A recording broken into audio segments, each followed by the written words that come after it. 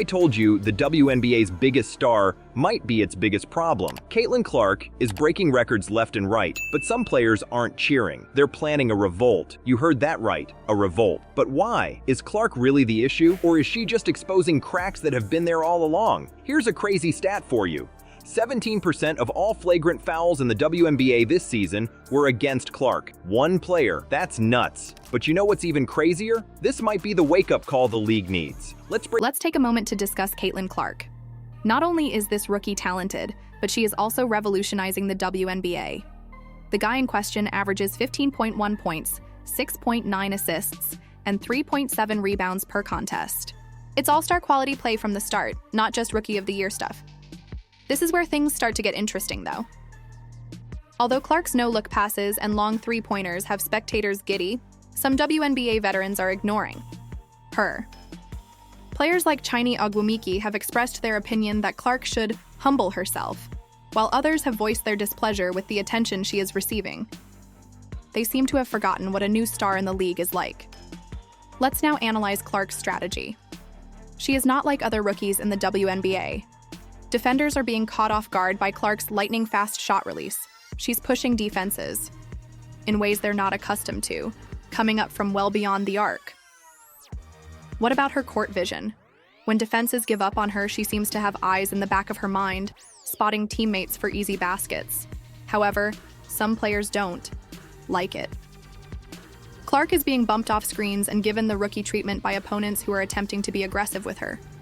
It's getting so bad that Clark has been given 17% of all flagrant fouls this season, which means he's receiving nearly a fifth of the toughest knocks in the league. Enter. Do you believe that to be merely a coincidence? No, this isn't your normal rookie hazing. Something more significant is happening. Because of Clark's success, issues that the WNBA has been ignoring for years are coming to light. Players have been working hard and earning far less than they are due. Then all of a sudden, this new youngster shows along and takes center stage. Consider yourself a WNBA veteran. You've been giving it your all, perhaps even traveling abroad, during the off-season to earn a living. When a rookie enters the scene, everyone starts talking about her as if she were the next big thing in basketball. I assume you would also be frustrated. However, the truth is that Clark is not the issue. She is merely drawing attention to problems that have existed for a long time. Low pay, little media attention, and inadequate marketing. The true offenders are these. It's just impossible to ignore Clark's popularity anymore. Beyond marketing and pay, Clark's presence has spurred a discussion. Additionally, it is illuminating the intricate racial dynamics of women's basketball and drawing long overdue attention to the issues that have plagued the game for many years. Enter, what is the difference in media coverage between well-known black superstars and a white rookie sensation? It's a dramatic contrast. Let's dissect it. The WNBA is a diverse and talented organization that is more than just a basketball league. Here's the worst part, though. People of color make up 83% of WNBA players, with 67% identifying as black or African American. It is a vast majority. Now picture yourself as one of these guys who has been advancing the league for years. All of a sudden, a white rookie enters the room and becomes the talk of the town. This is about a system that has historically given preference to some narratives over others, not merely jealousy or wounded sentiments. For instance, consider Aja Wilson. Despite being one of the greatest players the WNBA has ever seen, she only receives half the media attention of another white star, Sabrina Ionescu. And that difference is only getting wider now that Caitlin Clark is involved. However, how they are portrayed is just as important as who receives the most attention. Recall how Christine Brennan, a columnist for USA Today, questioned a foul call that involved Clark and black player Dijonai Carrington? People quickly criticized it as an attempt to reinforce the antiquated notion that black athletes are aggressive or undisciplined. Rehashing the same old Magic Johnson versus Larry Bird stories makes us feel as though we are trapped in a time warp. Even stranger is the fact that Clark's fame is altering not only the game, but also the audience. Since she arrived, the WNBA fan base reportedly became more white, which is a significant change for a league that has historically been a stronghold for women of color. It gets wilder, though.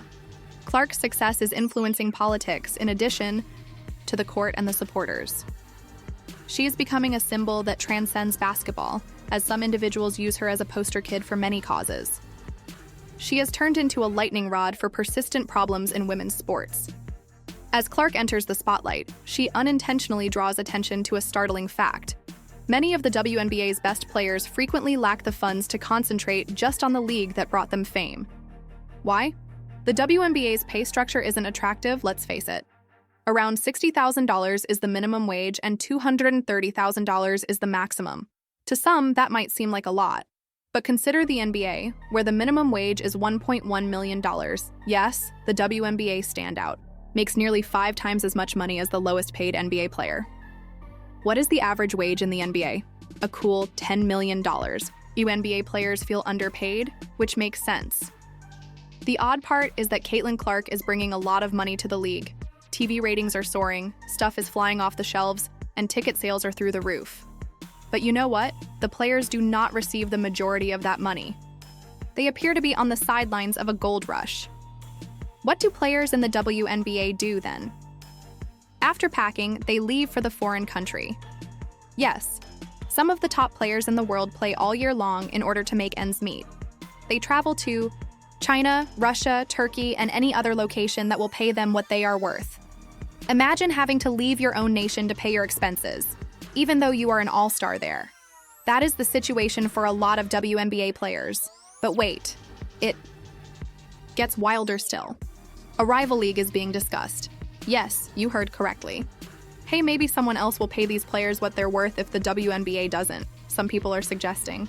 Even rich investors, possibly from Saudi Arabia or other nations, are said to have looked at Clark and said, "That's a gold mine," waiting to happen. Enter 5 WNBA players may need Clark's popularity as leverage. What if she declared, "Unless everyone gets paid more, I'm not playing"? They can't afford to lose their new superstar, so the league would have to pay attention. In addition to altering the game on the court, Clark is also having an impact in the boardroom. However, Clark's transformation isn't limited to the court. Her on-court manner is now drawing attention and sparking curiosity. Some feel she's going too far, while others refer to it as competitive fire. What exactly is happening when Clark plays WNBA veterans then? Let's discuss her game face. This rookie is bringing attitude to the court in addition to her talents. Clark is completely focused on her when she steps onto the hardwood. She clearly wants to win and isn't here to make friends. Consider this. She is struck down hard while Clark is driving to the hoop. But with fire in her eyes, she immediately leaps back up after falling. She will not back down from either a novice or an experienced person. Among seasoned hunters, it's similar to witnessing a young lioness who is seizing her opportunity rather than waiting for it. This is where things start to get heated. Clark is not only receiving the blows, but also giving them out, at least verbally. She has demonstrated that she is not frightened by opponents by clapping back and getting in their faces. It's similar to watching a chess game with 3-pointers and trash talk. Let's speak about numbers now. This season, Clark has already accrued 5 technical fouls, more than some entire teams. She's collecting them like trade cards, which is unprecedented for a rookie. The problem is that Clark's mindset has 2 sides. Fans are loving it, on the one hand. They adore a rookie who brings drama and excitement to the game and isn't afraid to defend herself. However, others believe she should moderate her tone since they believe she is creating enemies instead of allies. Both Clark's greatest strength and her worst weakness are her unwavering resolve. Some veterans are gritting their teeth over it, but it's also what makes her such an exciting talent to watch. She must balance being perceived as dismissive with being a hard competitor. Okay, let's finish this up. Caitlin Clark is not the WNBA's problem. Rather, she is drawing attention to long-simmering problems, such as inadequate pay, racial tensions, and a league that is sluggish to